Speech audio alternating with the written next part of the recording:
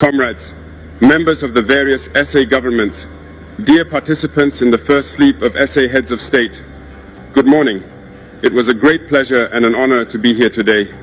A blessed date, a memorable date, July 6, 2024, here in Niamey. First of all, let us give thanks to God who made this day possible. We thank Him for everything He has done for us until today, and everything He will do for the people of the AES.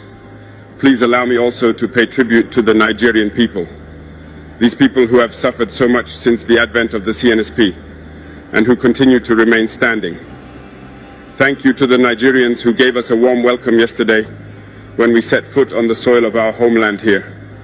You are more than friends, you are more than neighbors, you are our brothers, you are our sisters. Because fraternity goes beyond friendship or neighborhood. We have the same blood flowing through our veins. In our veins runs the blood of these valiant warriors who fought and who reserved these lands that we call Mali, Burkina, and Niger. In our veins runs the blood of these valiant warriors who helped the whole world get rid of Nazism and many other scourges. In our veins runs the blood of these valiant warriors who were deported from Africa to Europe, America, Asia, or whatever, and who helped build these states during slavery. In our veins flows the blood of worthy men, of robust men, of capable men. And for this, let us be proud and thank you for being a national of the AES.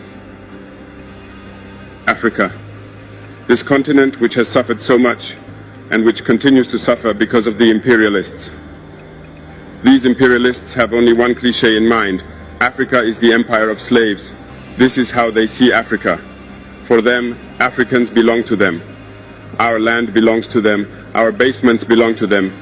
They have never been able to change software until today. It's deplorable. But how does he do it? It is unfortunately since the 1960s that these 6,000 acres of independence were given to Africa. They just placed local valleys at the head, according to them, of their sub-prefecture to be able to continue to supply them. These local valleys that we are going to describe today as living room slaves have no other guide than to seek to live like the master, to satisfy the master, and to do everything that the master dictates. They steal, they plunder our states, take everything to the master, and their wealth is kept with the master. They do everything to live like their master and always satisfy him. When the master commands, they execute. Do you know who these parlor slaves are? We will explain to you what it is. These are individuals who have no dignity, who have no morals, who have no personality. But the slave master always knew how to identify these individuals. They are always ready to betray their brother to satisfy the master. They have betrayed us since independence, and others continue to betray us until today for the benefit of their master.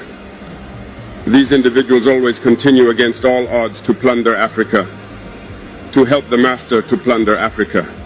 They like to say it every year. In their economic survey, Burkina is the poorest country, Mali is the poorest country, Niger is the poorest country. We are ranked among the last. All right, if we are as poor as they say, but when the time came to take responsibility, we asked these masters to leave the place. Why don't they want to leave? Because we take the case of Niger. For more than 40 years, certain countries have exploited uranium to produce energy at home. From Ottawa to Paris, the streets are illuminated. It's light. But in Niger, it's darkness. Security that served us. When you go to our states, our soils are drilled all over to search for precious metals such as gold. But often, there is not even the slightest accessible road to reach areas where they exploit some basic social services. This is why we decided to revolt and take the destiny of our countries into our own hands. There are many other examples, but when we decided this, we were approached by some parlor slaves to give us their master's message, because they had created this sort of polymer chain that sticks up at the head of our states to serve them. And we have come to break the chain, and it's inconceivable for them. They therefore approached us and asked us to join the ranks to form part of the elite who must lead Africa because they have a trained and formatted elite who must follow, who are embedded in this chain. We refused to join their ranks, and from then on, hostilities began. They have led several mercenaries, trainers, and agents into our areas who have descended into the Sahel to hope to carry out barbaric, cowardly attacks against our populations, to hope to revolt them.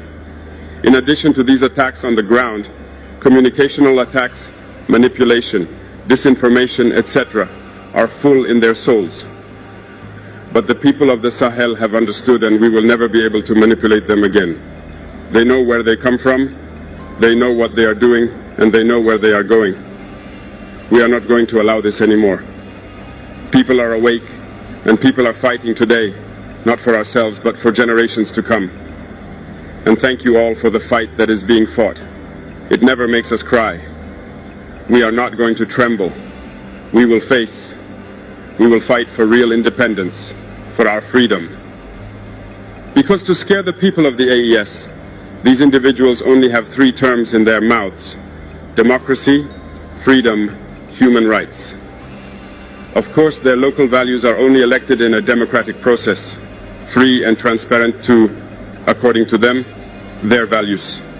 What could be more normal that people want to impose this on us because they are the ones who make the rules, all right? We decided to take responsibility for ourselves.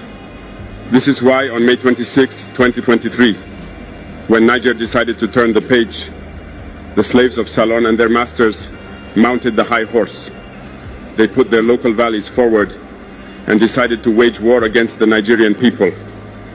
We therefore said, whoever dares to attack Niger, we will face, because we will wage a merciless war until the last drop of blood for anyone who dares to attack our states. This word, this decision that we had yesterday, is relevant today and will be relevant tomorrow and forever.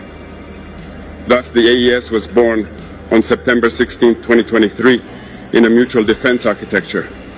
But we found it necessary to extend and enlarge the AES architecture. What brings us together today must allow us to move into other areas in addition to defense, notably finance and the economy, infrastructure, health, education. Anyway, so on.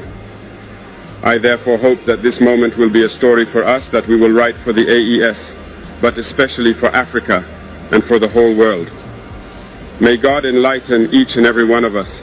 May God inspire us in these tasks entrusted to us, and above all that, when we carry out all our work, may we have only one thing in mind: the supreme interest of our populations.